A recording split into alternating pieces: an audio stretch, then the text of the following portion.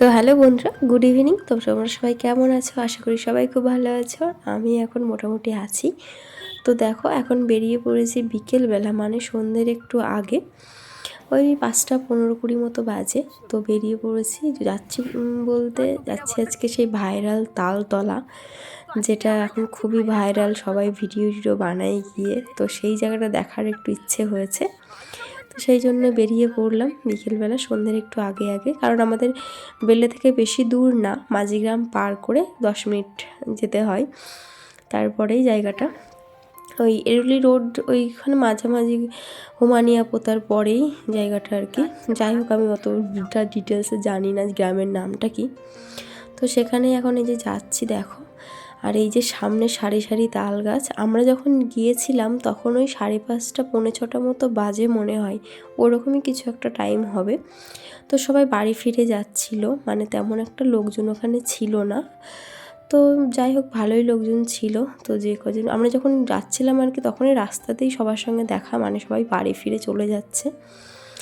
যাই হোক, দেখো এলাম। তো চারিদিকটা প্রচণ্ড কুয়াশা, আর একটু সন্ধ্যা সন্ধ্যা হয়ে গেছে, ফোনের ক্যামেরাতে বোঝা যাচ্ছে না, একটু দিনের মতো চকচকেই করছে, কিন্তু একদম সন্ধ্যে সন্ধ্যে হয়ে গেছিলো।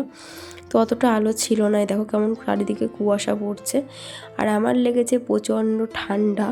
তো সোয়েটার মাথায় তো সব কিছু চাপিয়েই গিয়েছি আমি, কারণ একদিনের জন্য আনন্দ করতে গিয়ে তারপরে সারা সপ্তাহ আমাকে আবার ভুগতে হবে সর্দি কাশিতে।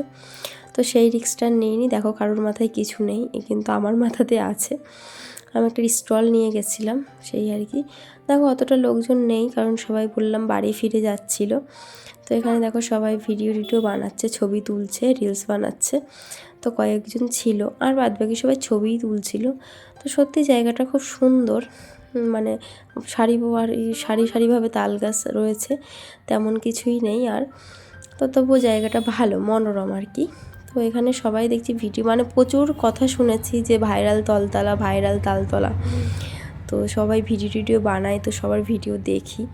তো ওই জন্য একটু দেখার ইচ্ছে হলো। দেখো ওই যে পিছনে, এখন আমরা ফিরে যাচ্ছি, কারণ তেমন একটা লোকজন ছিল না, আমরা থেকেই বা কী করব। আর ঠান্ডা, মানে খুব ঠান্ডাই পড়ছিল, আর কুয়াশা যেহেতু পড়ছে, দেখো পিছনটা একদম কুয়াশায় ঢেকে গেছে। আর যেহেতু আমার খুব ঠান্ডা লেগেছে, ওই জন্য আর বেশি লেট করিনি। তো ওখান থেকে তো চলে এলাম, চলে এসে এখন মাঝিগ্রামে রয়েছি। এই যে এখানে একটা দোকানে ঢুকবো, তো কিছু খাওয়া দাওয়া করব। তো তারপর আবার দেখা যাক, এবার পরে বাড়িই চলে যাব। আর এই যে একটা দোকানে এলাম, তো এখান থেকে মাঝিগ্রামে বিরিয়ানি খুব সুন্দর, মানে দারুণ খেতে। তো একটু নাম আছে মাঝিগ্রামে বিরিয়ানির। তো এখানে এই যে দোকানে বসে রয়েছি, এখন এখান থেকে বিরিয়ানি নেব, নিয়ে খাবো, খেয়ে তারপর বাড়িতে যাব। তা হচ্ছে, বাড়িতে যেহেতু মেয়ে রয়েছে, আর ওর দাদু ঠাম্মির কাছে মেয়ে ভালো থাকে, তোর মাকে বাবাকে প্রয়োজন হয় না। তো এই জন্যই আমরা ওকে রেখে সব জায়গাতে যেতে পারি, সে বিয়ে বাড়ি বলো বা কোনো অনুষ্ঠান বাড়ি বা ঘুরতে বেরোনো, সব জায়গাতে ওকে বাড়িতে রেখেই যাই আমরা। আর ও একদম কান্নাকাটি করে না, ওর দাদু ঠাম্মির কাছে খুব ভালো থাকে।